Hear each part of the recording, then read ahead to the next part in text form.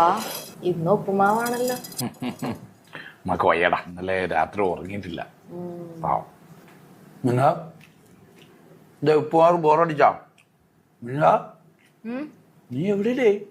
ഇത് കണ്ടുപ്പാ.